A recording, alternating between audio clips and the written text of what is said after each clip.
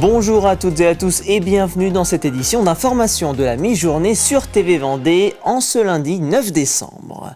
Mutualiser son achat de panneaux photovoltaïques entre particuliers, c'est la mission de l'association Colicop et c'est une première à La Roche-sur-Yon. L'objectif de ce projet, c'est bien évidemment de faire baisser ses coûts d'achat, mais aussi d'être mieux accompagné. Les détails avec Grégoire de Châtillon.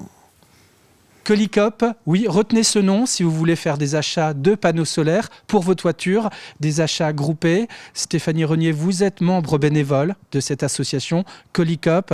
Alors, acheter des panneaux solaires de façon groupée, c'est plus intéressant déjà pour le tarif ?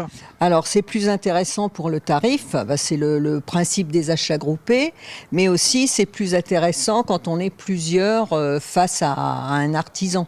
Un artisan dont le métier est de poser des panneaux solaires, s'il a un groupe en face de lui, il va faire plus attention. En plus, s'il doit poser des panneaux solaires chez différentes personnes de ce groupe, pour sa réputation, il a intérêt à bien travailler, quoi.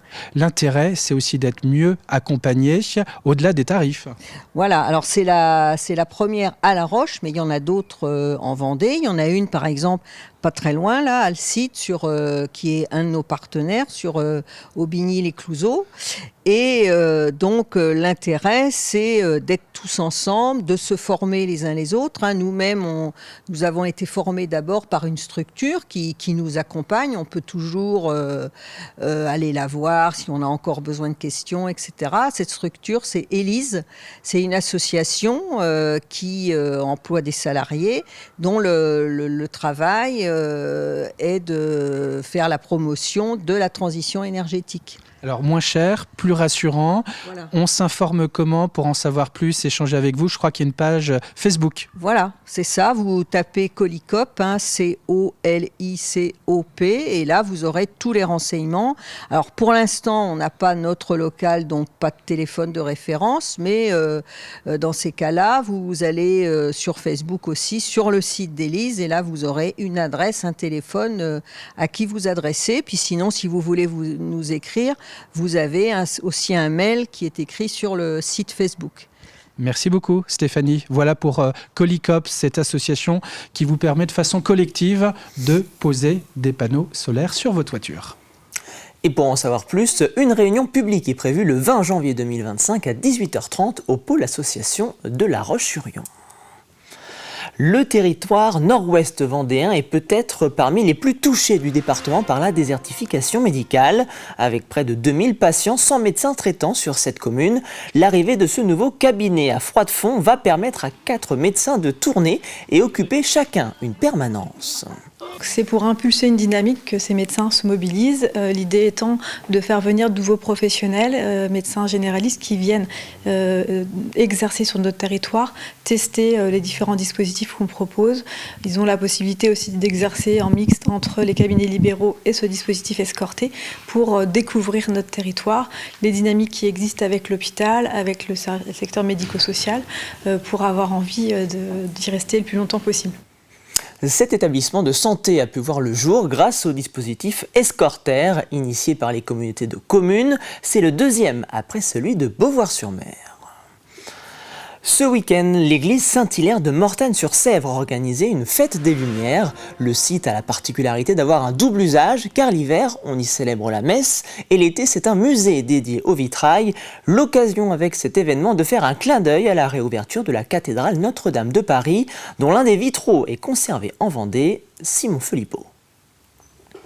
Au sein de l'église Saint-Hilaire, on fête également la réouverture de la cathédrale Notre-Dame de Paris.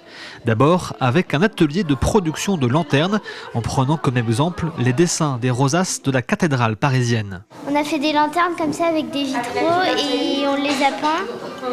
Et après, on va mettre des bougies. On va les mettre à l'intérieur et on pourra les utiliser pour Noël. Puis les chanteurs de l'ensemble vocal de l'Institut musical de Vendée se sont emparés du lieu pour le sublimer de leur voix.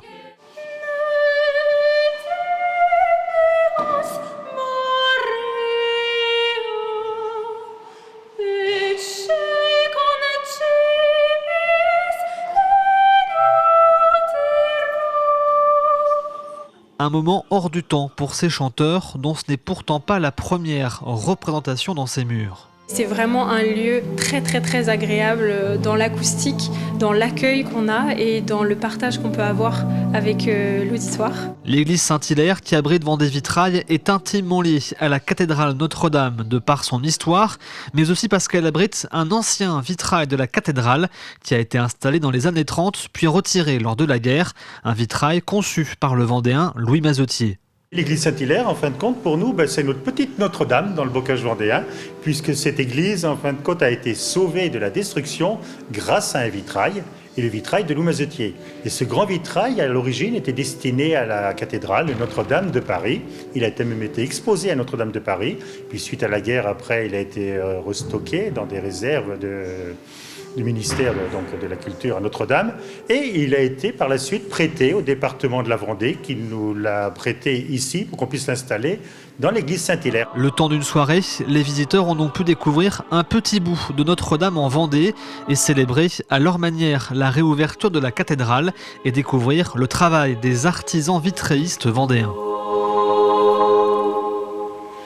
C'est un rendez-vous toujours très important pour les plus de 3000 pompiers vendéens du SDIS de la Vendée.